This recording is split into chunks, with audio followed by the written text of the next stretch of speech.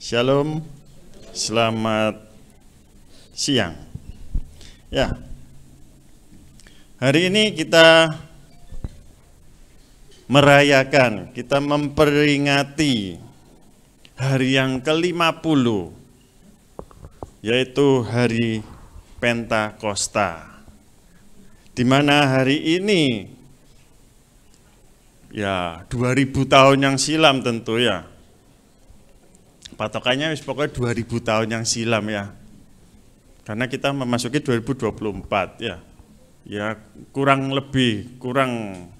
daripada 2000 tahun ya. Di sana para murid ketika menanti-nantikan apa yang dijanjikan oleh Tuhan Yesus. Mereka menanti-nantikan dengan tekun berdoa.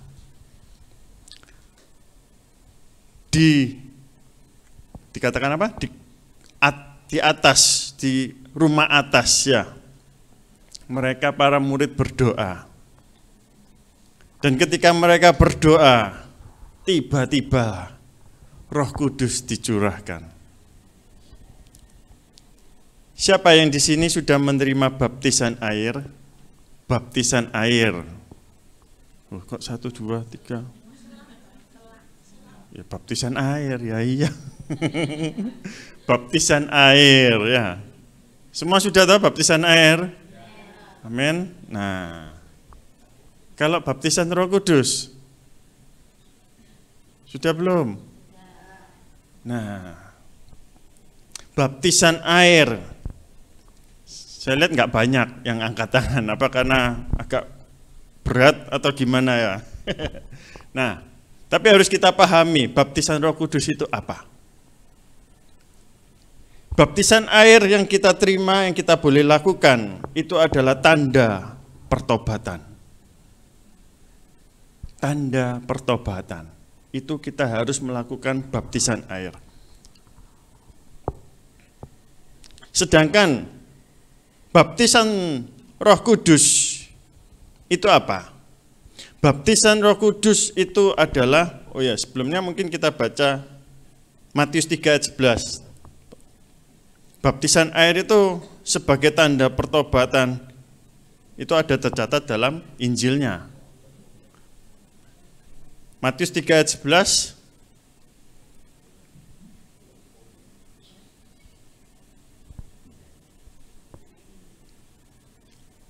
Aku membaptis kamu dengan air sebagai tanda pertobatan. Tetapi ia yang datang kemudian daripadaku lebih berkuasa daripadaku, dan aku tidak layak melepaskan kasutnya. Ia akan membaptis kamu dengan Roh Kudus. Ini. Setelah kita menerima baptisan air, kita harus menerima baptisan Roh Kudus. Tidak bisa tidak. Kalau sampai hari ini, di usia yang cukup lama, ketika Bapak Ibu Saudara dan saya menerima Tuhan Yesus, tetapi masih belum menerima baptisan Roh Kudus, coba kita mau belajar apa yang boleh dikatakan firman Tuhan siang ini ya. Baptisan Roh Kudus yaitu sebagai, ada 3 yang saya catat di sini. Yang pertama yaitu seperti tadi kata nyanyian tadi, yaitu mempersatukan. Baptisan Roh Kudus itu mempersatukan. Kita ini adalah anggota-anggota daripada tubuh Kristus. Kita dalam tubuh itu mempunyai banyak anggota-anggota tubuh. Dan itulah menjadi satu kesatuan tubuh Kristus. Jadi kita harus menerima baptisan Roh Kudus itu sebagai untuk mempersatukan setiap anggota-anggota tubuh supaya menjadi satu tubuh Kristus. Di dalam 1 Korintus 12 ayat 12 dikatakan, Karena sama seperti tubuh itu satu, dan anggota-anggotanya banyak, dan segala anggota itu sekalipun banyak merupakan satu tubuh. Demikian pula Kristus. Ayat 13. Sebab dalam satu roh kita semua, baik orang Yahudi, Yunani, budak, maupun orang merdeka, telah dibaptis menjadi satu tubuh. Dan kita semua diberi minum dari satu roh. Dan yang terakhir 14. Karena tubuh juga terdiri dari satu anggota, tetapi atas banyak anggota. Kita harus menerima baptisan Roh Kudus supaya kita menjadi satu roh dalam tubuh Kristus. Ketika kita dibaptis air, kita itu tenggelam di dalam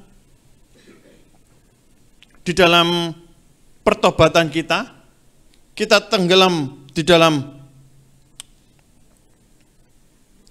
kasih cinta Yesus. Tetapi ketika kita menerima baptisan roh, kita ini disatukan di dalam roh. Karena apa? Kita ini hidupnya harus di dalam roh. Kita tidak lagi hidup di dalam daging. Sehingga kita harus menerima baptisan Roh Kudus.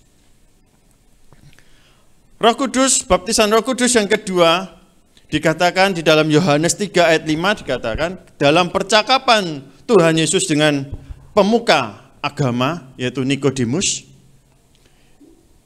Jawab Yesus, aku berkata kepadamu, sesungguhnya jika seorang tidak dilahirkan dari air dan roh, ia tidak dapat masuk ke dalam kerajaan Allah. Jadi syaratnya untuk masuk dalam kerajaan Allah itu ada dua baptisan yang harus diterima.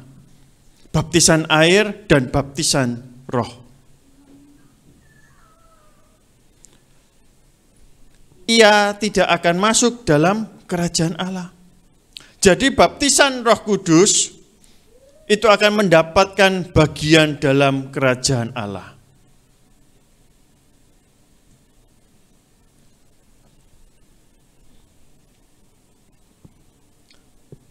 Dikatakan di Yohanes 3 itu dikatakan bahwa kita ini harus dilahirkan kembali.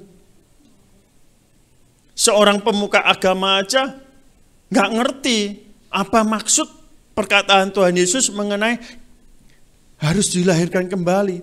Sehingga Nikodemus harus berkata, apakah harus kami kembali ke dalam rahim ibu? Bukan, ya kan? Tetapi bagaimana kita ini dapat menerima baptisan air dan baptisan roh. Disitulah kita akan dilahirkan kembali. Sehingga ketika kita dilahirkan kembali, kelahiran kita bukan secara daging, bukan secara lahiriah. Tetapi kelahiran baru kita itu adalah kelahiran secara roh.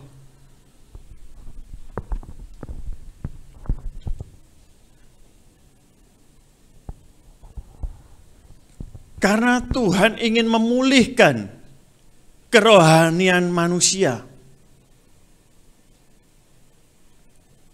Karena Tuhan ingin ketika manusia boleh dekat dengan Bapa, itu harus secara roh, bukan secara daging atau secara lahiriah. Oleh sebab itu kita harus dilahirkan kembali. Seperti dalam surat Roma dikatakan, Roma 8 ayat 9, tetapi kamu tidak hidup dalam daging, melainkan dalam roh.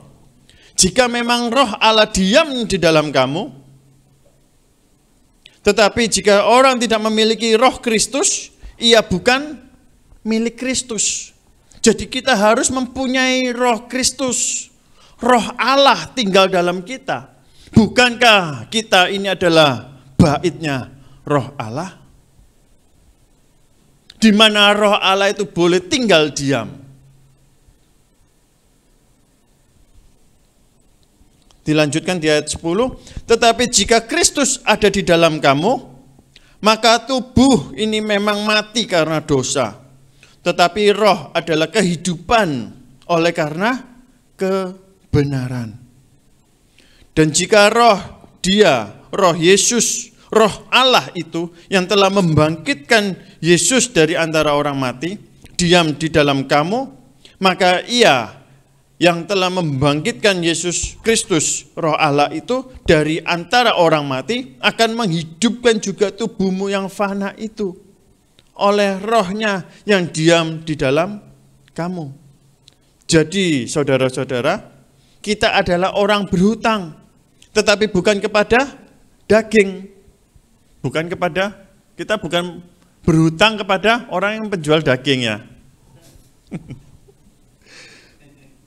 Tetapi bukan kepada daging, supaya hidup menurut daging. Sebab jika kamu hidup menurut daging, kamu akan mati. Tetapi jika oleh roh kamu mematikan perbuatan-perbuatan tubuhmu, kamu akan hidup. Yang terakhir 14, semua orang yang dipimpin roh Allah adalah anak-anak Allah. Jadi dengan demikian, kita tidak lagi hidup di dalam daging, melainkan hidup di dalam roh yang akan senantiasa menuntun kita selama kita masih hidup di dalam dunia ini. Biarlah roh Allah itu yang akan senantiasa menuntun kita kepada kebenaran demi kebenaran. Sehingga ketika kita dituntun roh Allah itu di dalam kebenaran demi kebenaran, maka kita akan dapat melihat kerajaan Allah.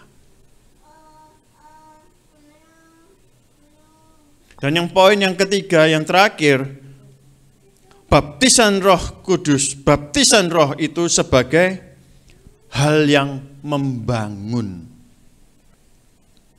Kita ini di dalam baptisan Roh, kita akan semakin dibangun. Seperti halnya tadi, kita akan dibangun di atas kebenaran Injil. 1 Korintus 14 ayat 3 dan 4.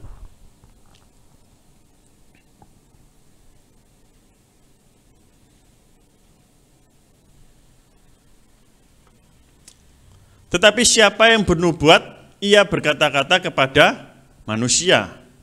Ia membangun. Bernubuat itu juga karunia daripada roh, ya. Ia akan membangun, menasehati dan menghibur. Ada kata-kata membangun. 4. Siapa yang berkata-kata dengan bahasa roh, ia membangun juga. Tetapi membangun dirinya. Membangun roh kita, membangun diri kita sendiri. Tetapi yang bernubuat membangun jemaat. Loncat ke ayat ke-26, Pedro. Jadi bagaimana sekarang saudara-saudara? Bila mana kamu berkumpul, hendaklah tiap-tiap orang mempersembahkan sesuatu. Yang seorang mazmur, yang lain pengajaran, atau penyataan Allah, atau karunia bahasa roh, atau karunia untuk menafsirkan bahasa roh. Tetapi semuanya itu harus dipergunakan untuk membangun. Jadi pentingnya baptisan Roh Kudus yang ketiga, yaitu kita membangun. Membangun diri kita sendiri dan juga membangun jemaat. Dan ini makanya nggak bisa dipisahkan. Nggak bisa kita maunya A aja, nggak bisa. B saja, nggak bisa. Oh saya maunya bahasa lidah saja, nggak bisa. Karena bahasa lidah saja hanya untuk membangun diri kita sendiri. Bagaimana sedangkan kita ini diutus untuk besi menajamkan besi, manusia menajamkan sesama. Kita juga dituntut untuk dapat menajamkan sesama. Memberikan nasihat kepada sesama, memberikan sebuah masukan, kita boleh saling bersharing. Jadi nggak hanya cukup bernubuat saja berarti ya, nggak bisa. Karena bernubuat juga akan hanya membangun jemaat, membangun orang lain. Sedangkan diri kita itu juga perlu untuk kebangunan rohani. Bagaimana diri kita ini dapat mengalami kebangunan rohani?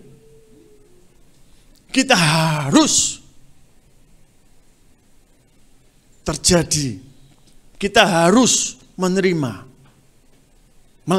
Terjadi lawatan dalam diri kita. Yaitu kita mengalami baptisan roh. Biarlah 3 poin mengenai betapa pentingnya kita menerima baptisan roh ini boleh menjadikan kita beroleh pengetahuan.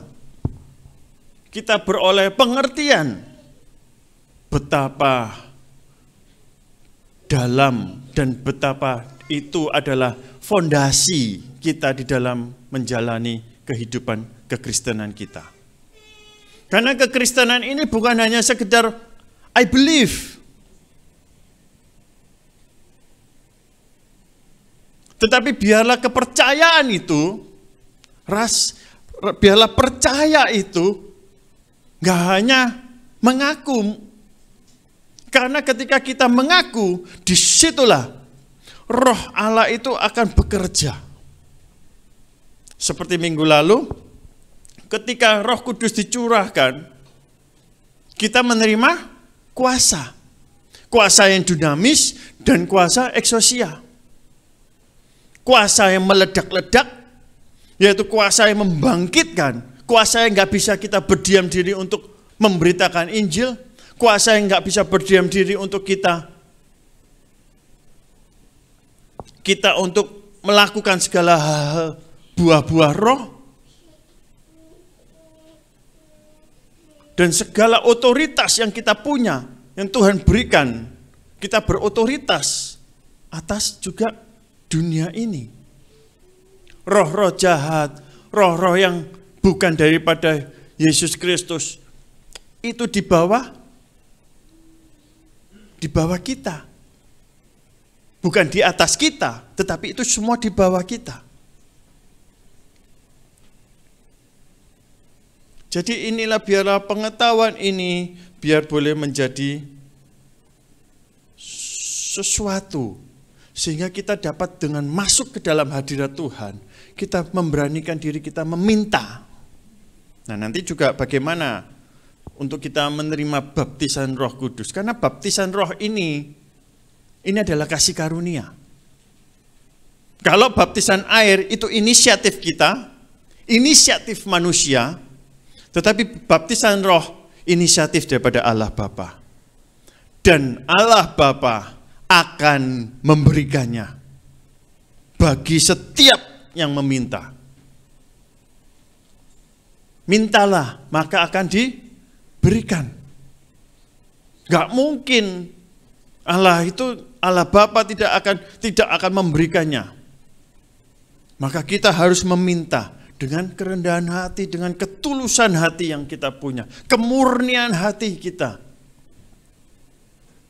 Supaya apa? Ketika baptisan roh itu boleh terjadi, bukan karena untuk kesombongan, bukan hanya untuk pamer-pameran. Oh, aku sudah menerima bas halidah. Oh, aku bisa bernubuat. Oh, aku bisa mengadakan mujizat. Enggak. Tapi itu semua untuk kemuliaannya Tuhan. Ada 9 karunia roh. Di dalam 1 Korintus 12 dikatakan, 1 Korintus 12 ayat 8. Ini adalah 9 karunia roh yang Tuhan akan berikan bagi jemaatnya. Sebab kepada yang seorang roh memberikan karunia untuk berkata-kata dengan hikmat. Kalau kita temui orang, loh kan kok tambah pinter, padahal dhisik ketokane gop. Tapi saya kok ketokane pinter, ketokane. Ya. Karena dia sudah menerima karunia hikmat. Dan kepada roh yang sama memberikan roh berkata-kata dengan pengetahuan. Loh kan kok iso moro-moro 1 tambah 1 kok ngerti 2. Nek dhisik nggak ngerti ya, angel kamu ngafalno, kebacut rasane ngono. Tapi sekarang kok bisa? Mungkin dengan hal-hal pengetahuan yang lainnya. Oh, aku bisa ngerti. Ini nanti seperti ini. Maksudnya kalau ini rusak, ini diginikan, ini diginikan. Loh, kok bisa ngerti? Salomo, dia minta hikmat kan? Tuhan beri. Itu adalah karunia daripada Tuhan. Bukan karena kepintarannya Salomo sendiri. Salomo berhikmat karena ada Roh Allah di dalamnya. Karena dia meminta kepada Bapa. Dia meminta kepada Allah, Yahweh.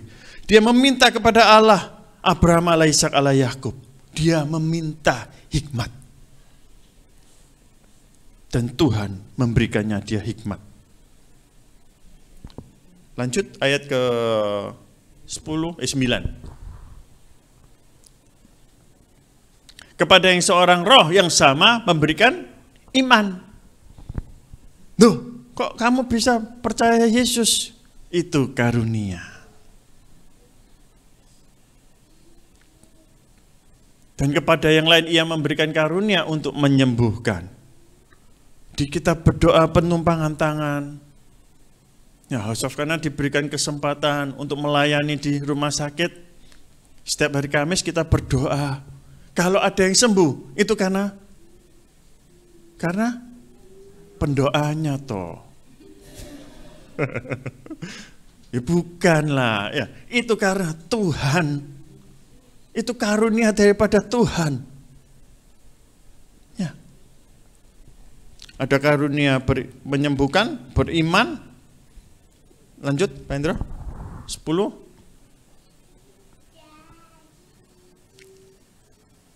Kecil-kecil. Dawai. Kepada yang roh, kepada yang seorang roh memberikan kuasa untuk mengadakan mujizat. Kalau mujizat terjadi, itu pun juga karunia. Jadi nggak ada yang bisa mencuri kemuliaan Tuhan. Nggak ada. Itu semua karunia. Dan kepada yang lain yang memberikan karunia untuk bernubuat. Bagi mungkin ada hamba-hamba Tuhan yang dapat bernubuat. Hal-hal yang akan datang boleh terjadi melalui pewahyuan Tuhan. Itu semua hanya karena karunia.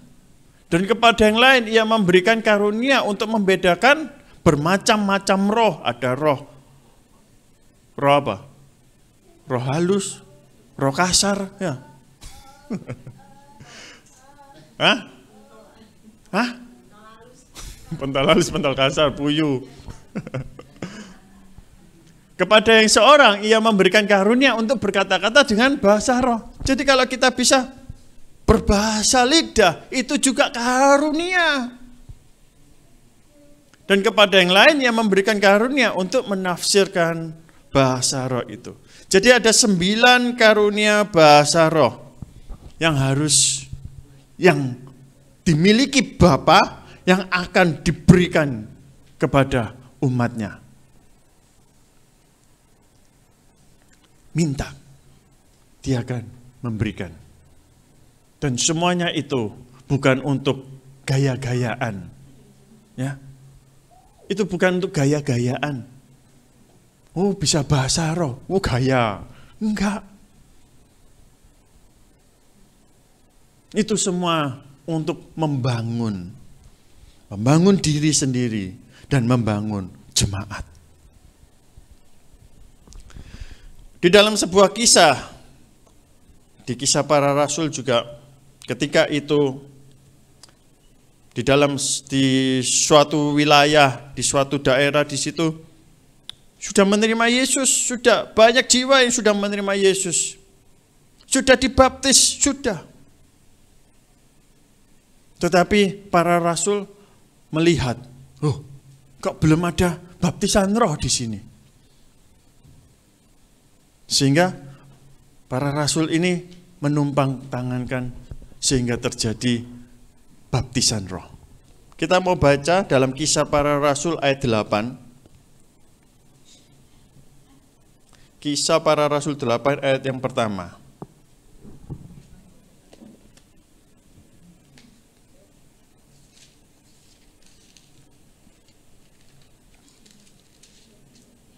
Kisah Para Rasul 8. Nah,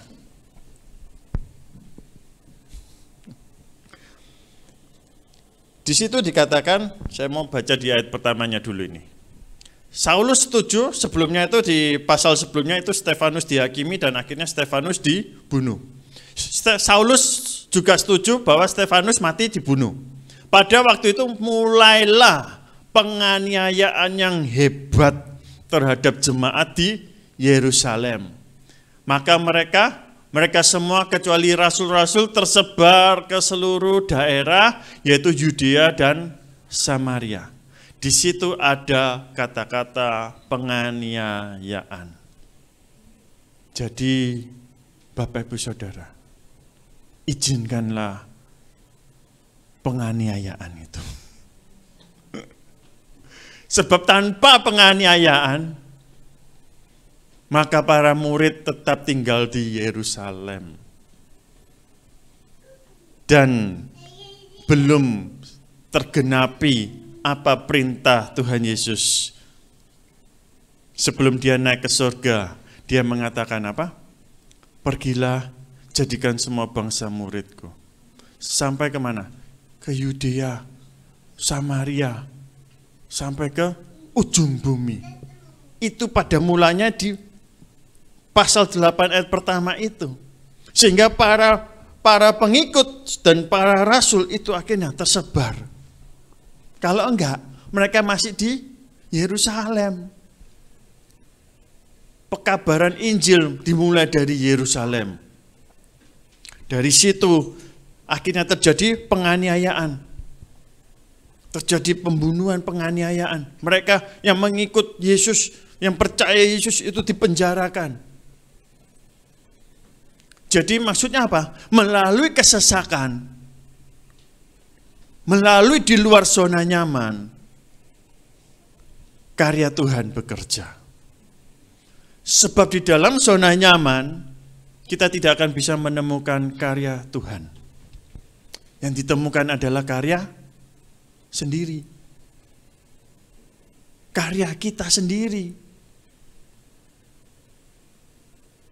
Tetapi ketika kita di dalam kesesakan, di luar zona nyaman, kita akan melihat karya Tuhan. Jadi, jangan suka mengeluh di dalam kesesakan. Tetapi semakin dekat dan semakin bersyukur, semakin intimlah dengan Tuhan. Ketika di dalam masa kesesakan. Karena di dalam kesesakan pun Tuhan bertanggung jawab.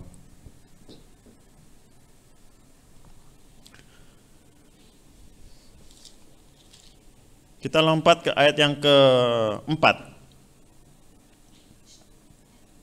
Dengan judul perikop di situ adalah Filipus di Samaria.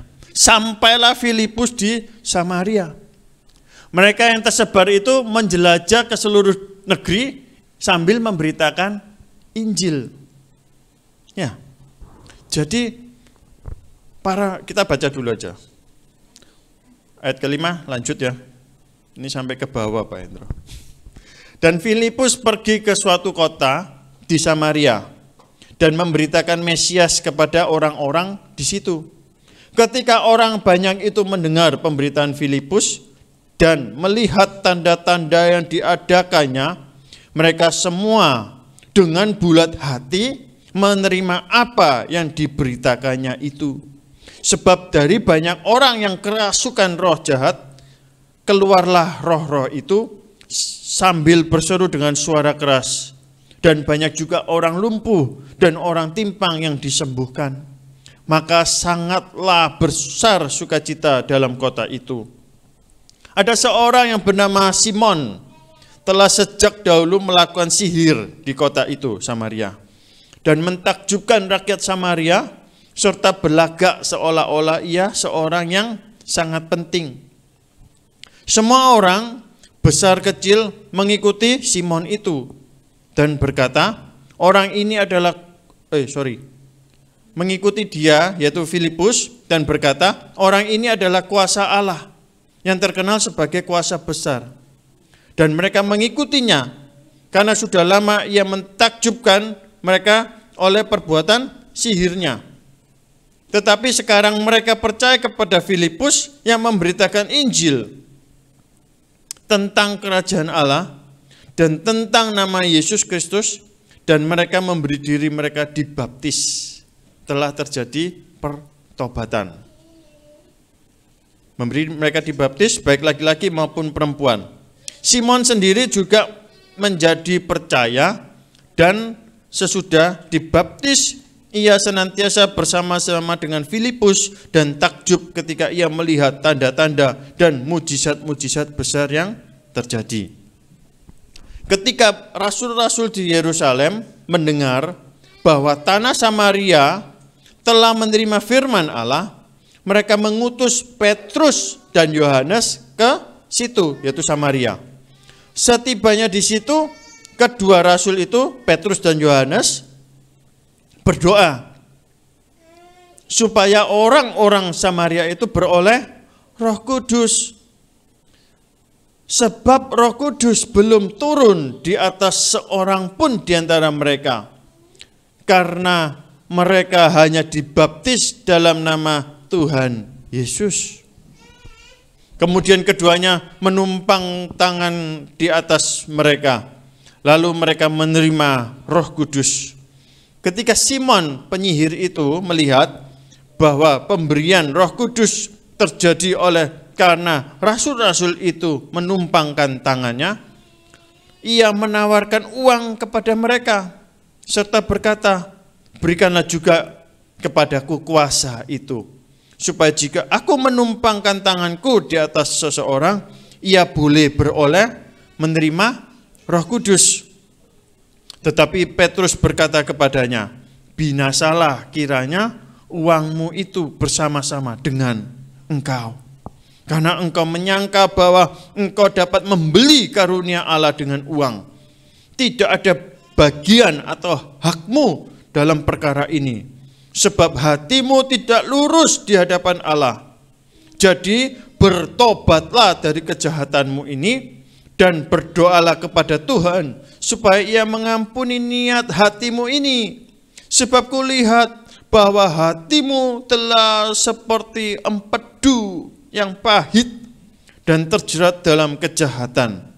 Jawab Simon, "Hendaklah kamu berdoa untuk aku ya kepada Tuhan, supaya kepadaku jangan kiranya terjadi segala apa yang kamu telah katakan itu." Setelah keduanya bersaksi dan memberitakan firman Tuhan, kembalilah mereka ke Yerusalem, dan dalam perjalanannya itu mereka memberitakan Injil dalam banyak kampung di Samaria. Kita tahu bahwa Samaria ini adalah kota yang tidak mengenal, kota yang penuh dengan, dikatakan di situ, kota yang penuh dengan sihir, kota yang penuh dengan roh-roh sihir, roh-roh yang menyimpang daripada roh Allah. Tetapi ketika para murid-murid daripada murid-murid Yesus ketika itu menyebar ke Yudea dan Samaria, mereka memberitakan Injil, dan orang-orang di Samaria menerima pemberitaan Injil itu. Dan yang boleh terjadi di situ, mereka bertobat. Mereka memberi diri untuk dibaptis secara baptisan air, baptisan pertobatan mereka terima. Tetapi ketika Petrus telah mendengar, dan Petrus dan Yohanes ke Samaria, melihat tidak ada seorang pun yang menerima Roh Kudus. Belum ada satu orang pun yang menerima baptisan roh. Maka Petrus dan Yohanes menumpang tangankan dan supaya mereka boleh beroleh baptisan Roh Kudus. Maka inilah pentingnya baptisan Roh Kudus, bukan hanya sekedar baptisan air. Simon, sang ketua sihir itu, walaupun telah dibaptis air, tetap disuruh apa di ayat yang ketika dia mengatakan, "Aku akan piros ya, supaya bisa dapat baptisan roh itu berapa sih?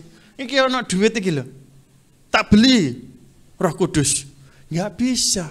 Roh Kudus nggak bisa dibeli. Dengan apapun Roh Kudus nggak bisa dibeli. Sehingga dikatakan, Petrus mengatakan apa? Bertobatlah. Tetap disuruh bertobat. Karena baptisan air yang dia terima belum mencelikan sepenuhnya mata hatinya. Mata rohaninya masih terikat dengan dunianya. Hidupnya masih dalam daging. Sedikit-sedikit masih bisa dibeli. Ya kan? Mungkin ketika itu jabatan bisa dibeli. Apapun bisa dinilai dengan uang. Tetapi Roh Kudus nggak bisa dibeli dengan apapun.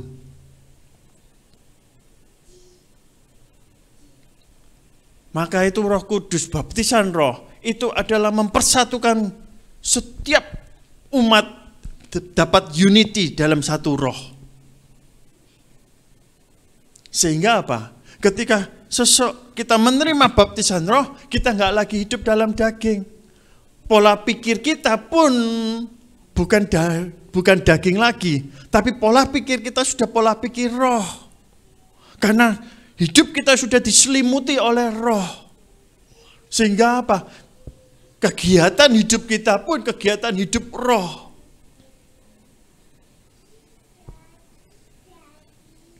Betapa mendasarnya roh, baptisan roh ini.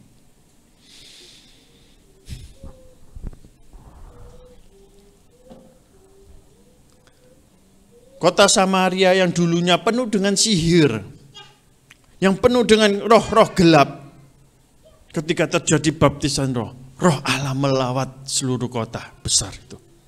Lawatan besar terjadi. Banyak jiwa yang boleh menerima Tuhan Yesus. Dan ketika banyak jiwa yang menerima Tuhan Yesus, maka apa? Keselamatan terjadi.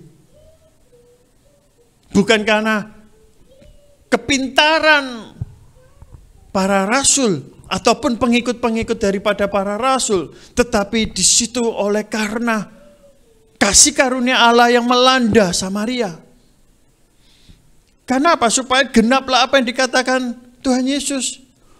Supaya apa? Pergi ke Yudea, Samaria. Jadi keselamatan itu bukan hanya milik satu bangsa. Ketika itu terjadi, biarlah keselamatan itu menjadi milik segala bangsa. Dan hingga sampai kepada ujung bumi, sekarang ini sudah sampai ke Indonesia. Biarlah lawatan roh Allah itu terus bergelora sampai banyak jiwa yang diselamatkan. Bukan hanya juga sampai keselamatan itu tiba, tetapi sampai kepada baptisan air dan baptisan roh. Sehingga banyak akan terjadi impartasi Roh Kudus. Sehingga ketika kita menerima roh itu, hidup kita, pemikiran kita berubah. Maka pembaharuan budi itu boleh terjadi.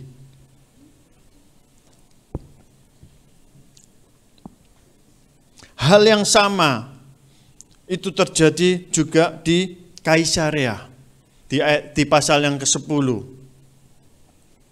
Sama di situ terjadi. Kalau Samaria itu di tepi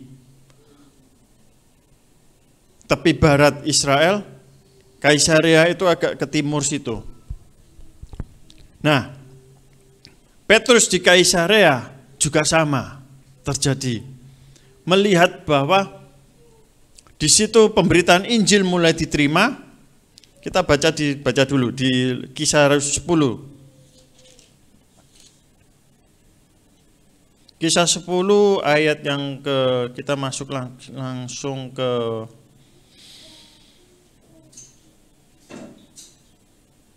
43. Kisah 10:43.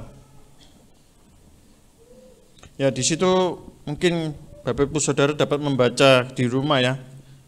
Di Kisah 10 itu bagaimana adanya seorang perwira itu boleh memberikan dirinya percaya, ya.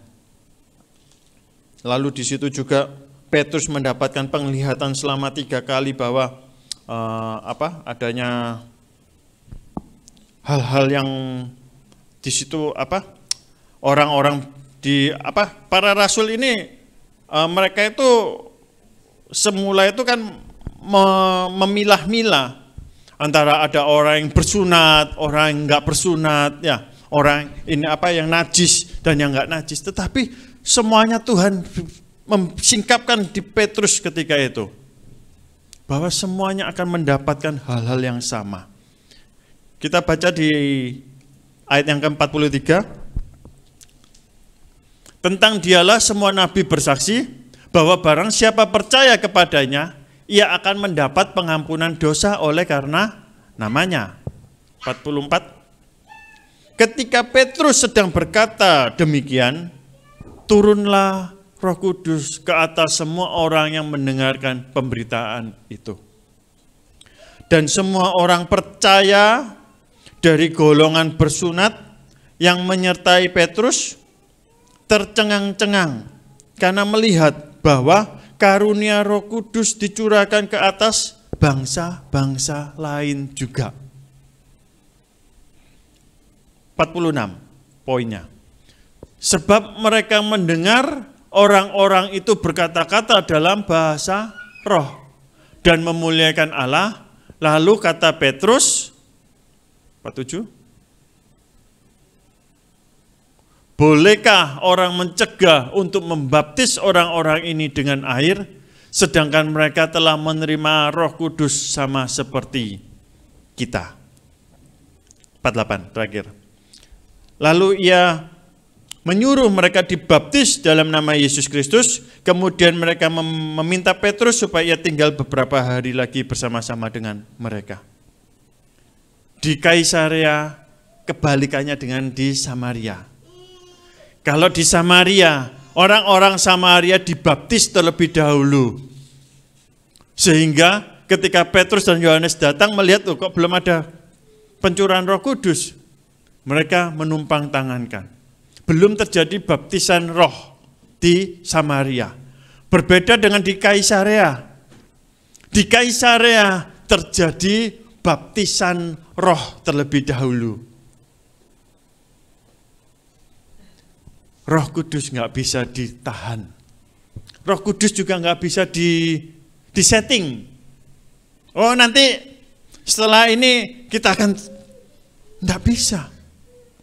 Nggak ada yang bisa men-setting Roh Kudus. Siapapun nggak bisa men-setting Roh Kudus. Karena dia adalah pribadi.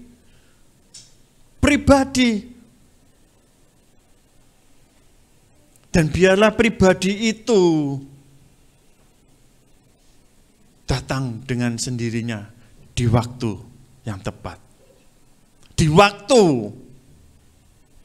ketika Bapak Ibu Saudara dengan ketulusan dan kerendahan hati minta menerima baptisan roh.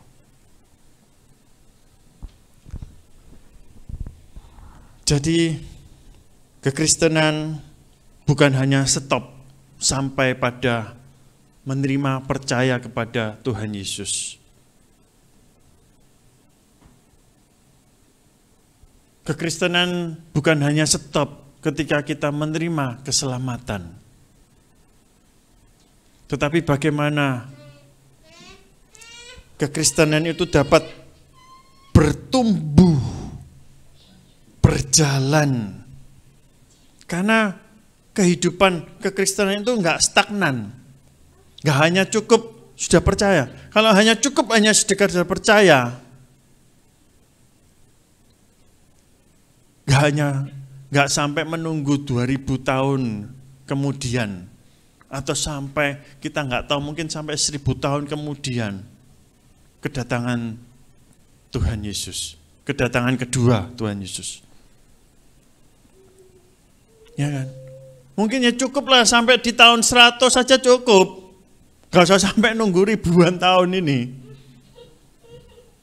Mungkin cukuplah sampai di abad ketiga. Tuhan Yesus datang lagi yang kali kedua. Kalau kekristenan itu hanya sekedar selamat tok. Tetapi karena apa? Roh Kudus itu masih banyak jiwa yang harus diselamatkan. Karena kita harus menerima secara utuh cerita kehidupan, cerita rohani kehidupan di dalam baptisan roh. Masih banyak yang harus dilawat, menerima baptisan roh.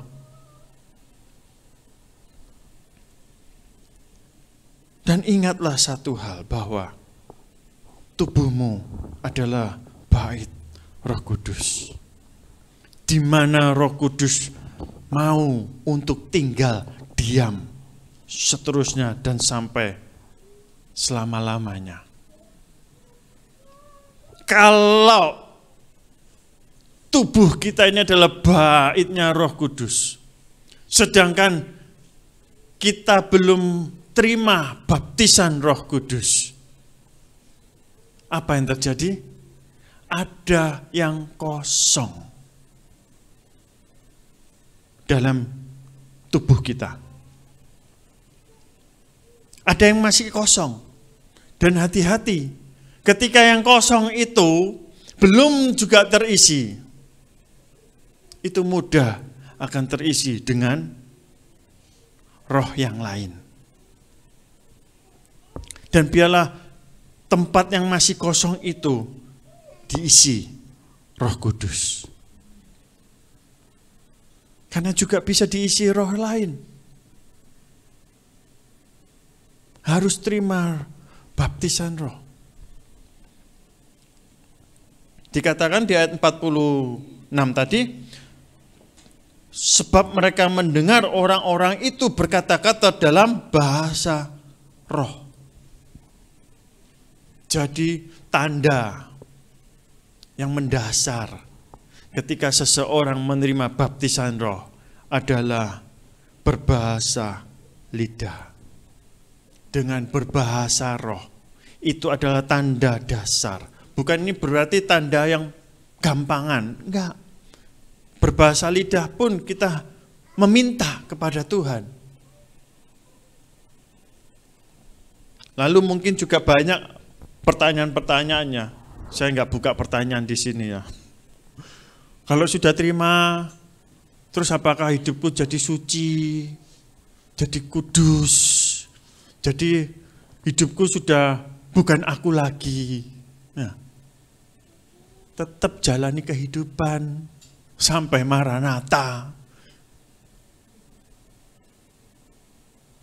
Tetap iso ngamuk. Terima Roh Kudus iso ngamuk. Jadi iso.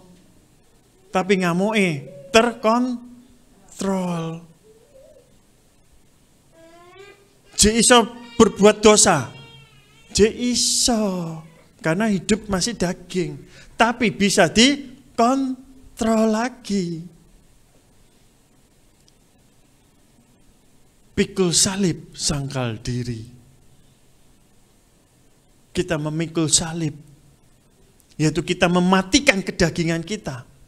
Sampai benar-benar kita berhenti.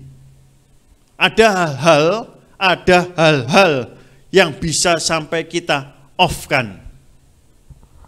Contoh, paling gampang gak miso. Kan bisa. Itu kan bisa dikontrol sampai kita off. Apalagi mabuk-mabukan, rokok, bisa. Loh, kan lek mabuk sudah ada ya firmane. Tapi lek rokok kan gak ono firmane. Terimalah baptisan roh. Kemudian merokoklah. Ada yang enak atau enggak enak? Bukan saya yang harus menjawab. Jangan dikit-dikit pertanyaan harus dijawab ya. Rasakan sendiri. Kalau sudah terima Roh Kudus, pasti ada sesuatu yang enggak enak. Berbuat gini, kebiasaan nyuri. Terima Roh Kudus, oke terima. Tuhan berikan kasih karunia itu. Karena Roh Kudus itu seperti nantinya akan mengingatkan. Roh itu mengingatkan sehingga itu menjadi alarm. Ya. Di setting alarm. Mau mencuri lagi, ada indikator menyala. Nah. Muni apa itu? Siapa nyeting alarm? Nah. Mau lagi kedua. Ya. Akhirnya lama-lama ya enggak tahan. Ya stop. Ya kan? Merokok. Koro ya. Pertama sih geblak mari ngono. Kayak Saulus geblak. Ya. Geblak itu iso loro kan gitu. Akhirnya mandek. Lah enggak dihajar sampai tuntas gitu kan enggak iso. Tadi ana sing tanya toh, tak jawab mangkae. Mangka aja kakek tanya. Tanya apa maneh? Terus iso hilang enggak? Oh. Roh Kudus iso hilang. Nah, pertanyaan yang tambah sulit lagi kan. Sudah terima Roh Kudus. Bisa berbahasa lidah. Bisa hilang enggak? Ketika kita terima Roh Kudus, kita bisa enggak ke gereja lagi? Bisa enggak? Enggak berdoa lagi? Bisa enggak? Bisa, semuanya bisa. Tapi nanti ada alarm. Ya. Muni apa dibanting. Wah wis.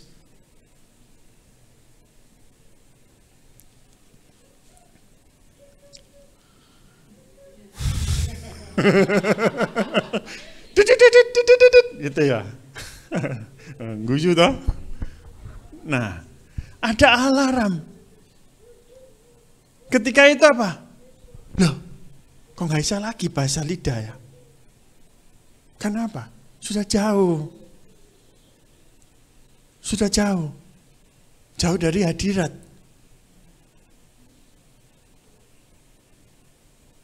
Dan alarm itu bunyi. Bunyi lagi. Dan semakin kencang. Supaya apa? Supaya mendorong kita untuk boleh semakin intim lagi, dekat lagi dengan Tuhan. Karena hanya tinggal di dalam hadiratnya, kita akan beroleh kekuatan. Dan disitulah Roh Kudus itu menyala lagi. Jadi bisa di-off-kan, di-on-kan. Bisa hilang, bisa balik gitu ya. Hanya tinggal dalam hadirat Tuhan. Roh itu boleh terus menyala. Dan biarlah Roh Kudus itu boleh senantiasa memperbaharui akal budi kita. Dan kita boleh semakin intim dengan Roh Kudus. Biarlah kita dituntun oleh kebenaran firman Tuhan untuk kita beroleh kepenuhan roh, hidup di dalam roh, dan kita berjalan dalam roh, dipimpin oleh roh, menghasilkan buah roh, dan memanifestasikan karunia roh. Dan boleh itu terjadi dalam setiap kehidupan kita. Dan bagaimana kita bisa menerima baptisan roh? Yang pertama, dengan ketulusan dan kerendahan hati. Hati yang murni. Hati yang murni. Dan yang kedua, minta kepada Tuhan. Dia akan memberikan karunia itu. Dengan hati yang murni tulus, berjalan dalam pertobatan, dan minta, Tuhan akan pasti berikan.